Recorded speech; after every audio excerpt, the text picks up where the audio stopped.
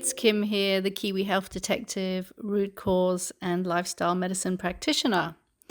And as you may know, one of the things that I absolutely love to do is to help people understand the connection between stress, trauma, emotions, and physical symptoms. And the reason I love to do this is because I really feel that it's a very big missed piece of the puzzle when it comes to resolving illness. So I know that there are more practitioners these days who are doing this type of work, and actually it's been going on for a few decades. But relatively speaking, the number of practitioners and the number of people in the general public, let's say, who join the dots of the connection between stress, trauma, and emotions and physical symptoms is very, very small. In fact, a few years ago, one of my trainers said that he reckoned that less than 0.1% of the population are really thinking about illness in this way. And this has been a great passion of mine for the last 2 to 3 decades, learning it for myself because it was the way that I healed many, many chronic conditions, including chronic fatigue syndrome, clinical depression, asthma, allergies, back issues, chronic UTIs, and more. The missing piece for me was understanding that our body doesn't just work physically, it works metaphysically. And so what I want to do in this podcast is talk about cellular memory and how cellular memory at an emotional level plays a huge role in the creation of physical illness. So I want to start off with an example of something that happened to me last week. Now, for many years, I have been dealing with an ongoing back issue, and that is one of the very few things that I have yet to fully resolve. And we all have our path, we all have our challenges, and this is one of my still working on challenges. Anyway, in the last few weeks, my back has been quite sore, and even though I love to work at an emotional stress root cause level, it's also very useful and sometimes necessary to get some physical help, because we do need to come in sometimes at many different angles when we're dealing with physical symptoms. So I recognize when I need physical help. So I went to see my osteopath. And I always am very aware, and I've spoken about this on other episodes, that when we have a healing session of some sort, whether it's emotional or physical, our body is going to go through an integration period after that session. And it's very important to honor that time, because it is when actually some of the biggest healing can actually happen. It's not necessarily during the session, but after the session that the healing can happen and integration and consolidation happens. So we had quite a powerful session on a physical level with some manipulations, helping my body to realign. And of course, I was well aware that if I don't also tap into and work on some of the more emotional root causes, the body will just go back into that old alignment. And so a few hours after the session, I was doing a Qigong practice, which is my daily practice for keeping myself well.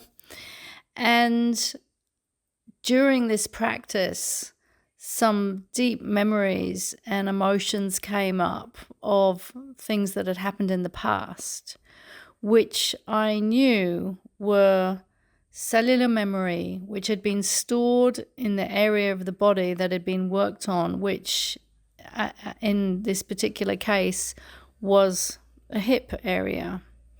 And it's very interesting because very broadly we can say that the hips are to do with our parents. We store a lot of our issues from things that have happened to do with our parents in our hips. And that was exactly what happened for me. A memory surfaced, and then I allowed myself to release the emotions to do with that memory because it wasn't a positive memory.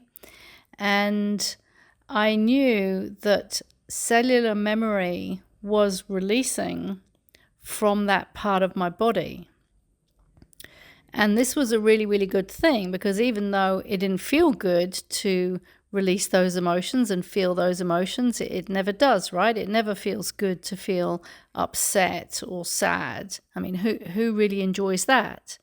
But it's so important that when we make a connection with those memories, which can be very, very deeply hidden at a cellular memory in our body, that we give ourselves permission to feel them and move through them and release them. Because once that cellular memory, that little chunk has gone, it's gone.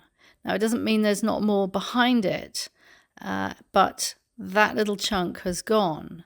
And I was very aware that as I allowed myself to release that cellular memory, that there was less chance that my body was going to go back into its previous structural alignment. This is a very, very important part of the healing. And this is why when people go for a physical session of some sort, whether it's a massage or chiropractor or osteopathy, this is the reason why when you might feel better for 12, 24, 36, 48 hours, whatever the time span is, but then a few days after that, you're back to where you were before. And often this is because the cellular memory is still there. It hasn't been connected with and it hasn't been released. And this, by the way, is one of the reasons why it is so important when we have physical therapies that if we make contact with something that doesn't feel comfortable emotionally, that we give ourselves permission to feel it. We give ourselves permission to cry, to feel that sadness, to feel that hurt.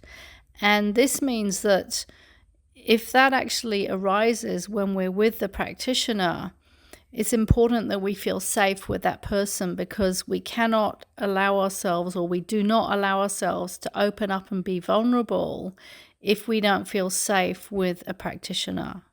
The number one thing for healing is to feel safe.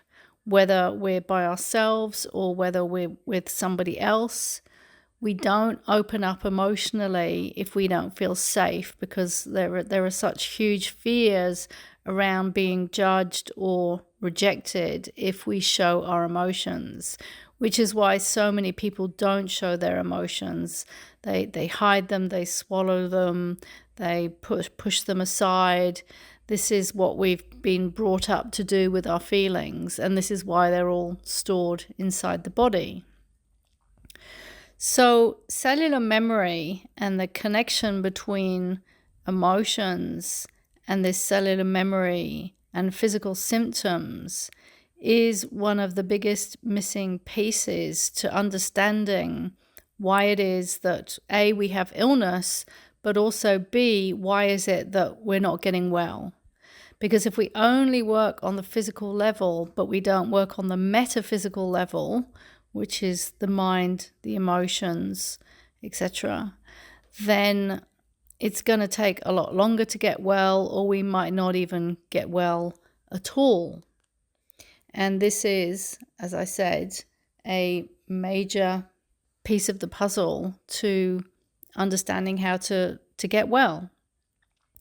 Now, I could give so many more examples of of healing. I'm just thinking of which one to share right now.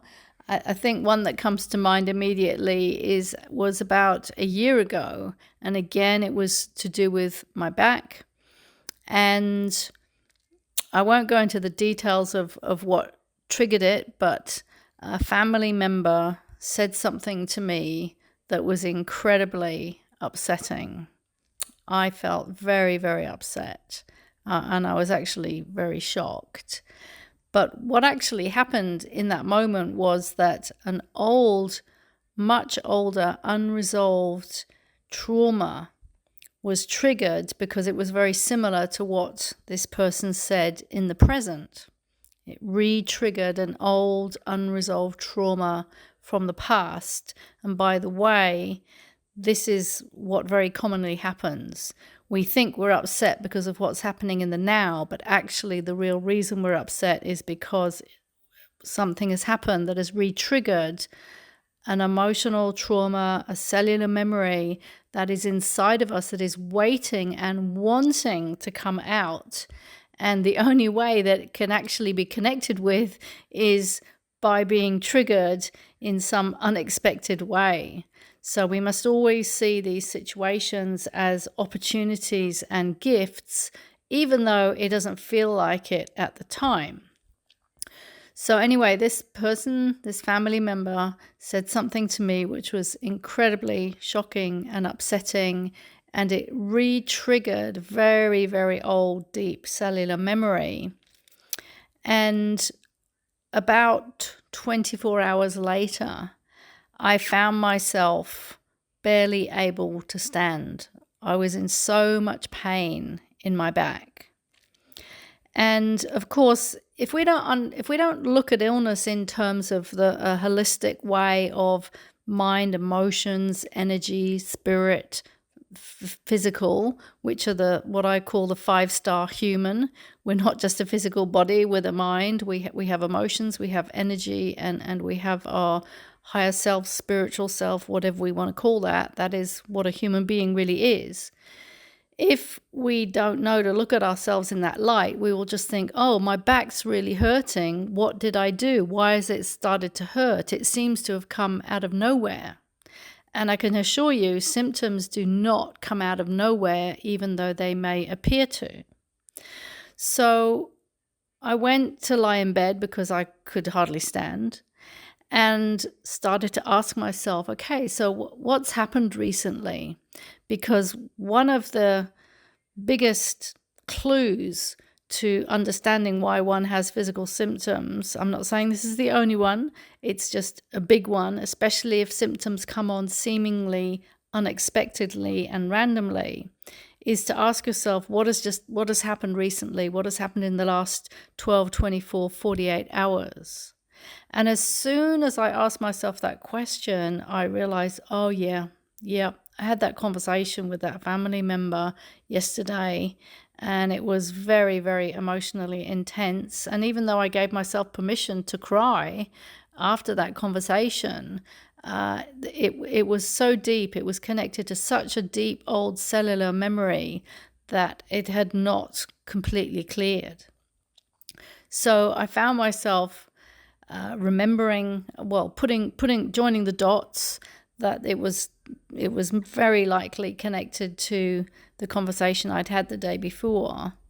And I did a little bit of emotional work on that and felt better emotionally, not particularly a lot better physically, but it was by then it was 9, 10 o'clock at night, and I went to sleep. And when I woke up in the morning, the pain was still there. I was still very, very immobile. And because the pain was so bad, I started to cry. And it was pretty intense because the pain was pretty intense. And this is also another secret gift, we could say, in physical pain. Because just like I said, we don't want to experience emotional pain. Who wants to experience physical pain? Nobody, unless you're some masochist, I guess. But the pain was absolutely excruciating. And because of that physical pain being so strong, I just had to let out emotionally in a very, very deep way. And as I was doing that, I was very aware that even though I was crying physically because of the physical pain, the real reason that I was letting out this deep, deep emotion was because the cellular memory of this original issue was being released. And this was how it was being released. And by the way, I'm not saying that every time we do some healing that we're going to have very, very intense releases like this, but sometimes we will if it's necessary. And I literally howled for about an hour and I couldn't stop myself. And I've only had a handful of times in my life where I've had such a deep healing like that, or a deep release like that on an emotional level. And I knew absolutely that this was cellular memory and very, very old emotions releasing. And so even though it was not fun at all, I gave myself full permission to do it. And by the time I'd finished crying, my back felt 1,000,000 times better. It was completely different. So I just share these two examples to help perhaps join the dots in understanding that there is a huge connection between unresolved emotions that are trapped inside of us as cellular memory and physical symptoms. And I could give you hundreds more examples from clients that I've worked with over the years. One very, very short example that comes to mind was I was working with a doctor some years ago, and he had had an ongoing recurring pain under his right rib, and it just wouldn't go away. And it was very annoying, very uncomfortable, and he just wanted to get to the bottom of it. And so we had a conversation. I did my Kiwi Health Detective session with him, which is when we focus on one particular symptom to get to the underlying metaphysical root cause. And in that conversation, what became very apparent and very clear was that there was some unresolved feelings around the breakup with his wife. And what is interesting is, and I've talked about this before, is that we can map various emotions to different parts of the body, to different organs. And in particular, the liver and the gallbladder are to do with frustration, anger, resentment, that family of emotions. And so he had a load of unreleased, unrecognized anger and frustration in him, and it was being stored and had gravitated to his liver area, which of course is behind the right ribs there in the front. And as soon as he connected and recognized what he was feeling and the fact that he hadn't let go of this anger and frustration, and he just simply connected with it and recognized it, the pain went and it didn't come back. So, as I said, I could give so many more examples that have proven to me beyond belief the connection between, or beyond question, I should say, that there is a major connection between our feelings, the trauma we've experienced that has created those feelings, our emotions, and physical symptoms. And so this is why I'm so passionate about sharing it, because it is a big missing piece of the puzzle. And a lot of people don't want to go there. And even initially, it can sound a little strange to say that your emotions are actually causing symptoms or are playing a big role in the causation of physical symptoms. It can seem a little ludicrous if that's the first time you're hearing it. But in my experience, it is absolutely one of the most major missing pieces. I call it the emotional intelligence in physical symptoms, and I love helping people identify the underlying emotional stress root causes of their physical symptoms so that they can finally get well. So I hope this has been useful. My name's Kim, the Kiwi Health Detective, root cause and lifestyle medicine practitioner.